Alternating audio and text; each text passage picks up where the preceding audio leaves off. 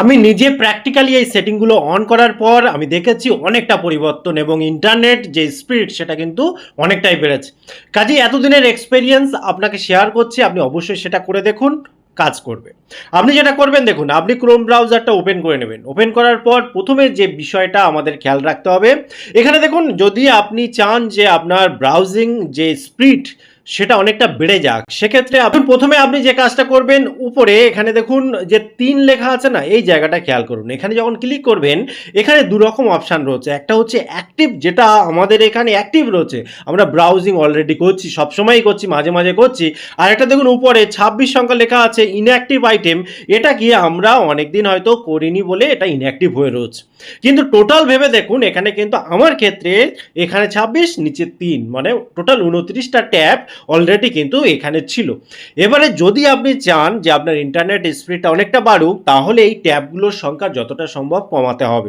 কেন কমাতে হবে? তার কারণ হচ্ছে যখনই আপনি এটা অন রাখবেন, ব্যাকগ্রাউন্ডে কিন্তু এরা কাজ কিছু না কিছু করতে থাকে এবং তার ফলে আপনার যে ইন্টারনেট স্পিডের গতিবেগ অনেকটা কিন্তু সব দিকে ডাইভার্ট হয়ে যায়, যার জন্য কমে যায়। বেসিক্যালি আপনি যখন কোনো একটা পার্টিকুলার সাইটে যাবেন এবং কাজ করতে চাইবেন, তখন তার যে ইন্টারনেট স্পিড পার্টটা কিন্তু অনেকটা কমে আসে। কাজেই আপনি যে কাজটা করবেন, এখানে দেখুন এই যে ক্রস আইকন রয়েছে, এইভাবে ক্লিক করতে পারেন, কিন্তু এটাতেও বারবার আপনাকে করতে হবে, এটা একটা সমস্যার কারণ। কিন্তু আপনি যদি ডিফল্ট একটা সেটিং করে রাখেন, তাহলে কি হবে, যে সাইডে আপনি অনেকদিন যাচ্ছেন না বা বেশ একটা টাইমে যাচ্ছেন না, অটোমেটিক্যালি আপনার ব্রাউজারই সেই কাজটা করে দেবে। এবং সেই সাথে সাথে কি হবে, শুধু যে আপনার ইন্টারনেট স্পিড বাড়বে তা কিন্তু নয়, সেই সাথে আপনার প্রাইভেসি, আপনার সিকিউরিটি, আপনার স্প্যাম প্রোটেকশন, এমনকি স্পাই যে প্রবলেমগুলো আসে সেগুলোও সুরক্ষিত হবে। কারণ যখন কোনো অ্যাপ ওইভাবে পড়ে না থাকবে, কোনো ব্যাকগ্রাউন্ডে কোনো কিছুই চলবে না, কোনো কিছুই হবে না, একটা প্রোটেকশন থাকবে। এবারে এই সেটিংয়ের পরে সব থেকে ইম্পর্টেন্ট যে সেটিং সেটা দেখাবো। তো আগে এই সেটিংটা করে নিই।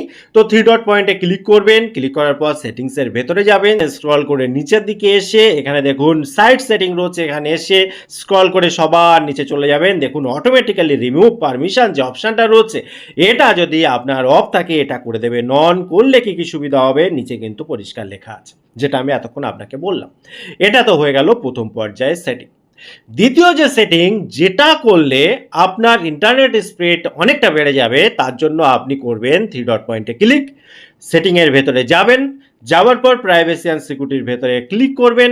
ক্লিক করার পর স্ক্রল করে যখন নিচের দিকে আসবেন, দেখুন এখানে ইউজ সিকিউর ডিএনএস যেটা অটোমেটিক করা রয়েছে, এই জায়গাটায় ক্লিক করবেন। অর্থাৎ আমরা যেখানে সার্চ করব, সেই সার্চ কার মাধ্যমে করব, সেটা যেন হয় সিকিউর প্রথমত, সেটা যেন হয় সবথেকে বেশি স্পিডে কাজ করবে এবং সেটা যেন হয় ইনক্রিপ্টেড।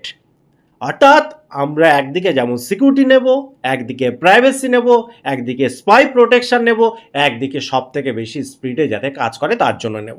এবং সেটা করতে গেলে এখানে কিন্তু অটোমেটিক করে রাখা চলবে না। এখানে দেখুন চুজ অ্যানাদার প্রোভাইডার, এখানে যখন ক্লিক করব দেখুন নিচে প্রোভাইডারের লিঙ্ক দেওয়ার ইউআরএল অপশান রয়েছে, আমরা সেটাতেও হাত দেব না, অর্থাৎ বাইরে থেকে কিছু এখানে দেব না। এখানে দেখুন ছোট্ট একটা তীর রয়েছে, এখানে যখন ক্লিক করব এখানেও কয়েকটা অপশান রয়েছে। এখানে দেখুন একটা অপশান যেটা আপনাকে অ্যাপ্লাই করার জন্য এই ভিডিও, এখানে দেখুন ক্লাউড ফ্লেয়ার বলে যে নিচে অপশানটা রয়েছে, এক ডট এরকম ভাবে 4টে এক রয়েছে, পাশে ডট রয়েছে, এই অপশানটাকে আপনি সিলেক্ট করে দিন। সিলেক্ট করার পর একবার এখান থেকে বেরিয়ে আসুন, একবার ফোনটাকে রিফ্রেশ করে নিন, ফোনটাকে রিস্টার্ট করে নিন কিংবা সুইচ অফ করে অন করুন, তারপরে ব্রাউজারটা ইউজ করুন, দেখবেন পরিবর্তন। অবশ্যই একটা কমেন্ট করবেন যে কি পরিবর্তন আপনি ফিল করলেন।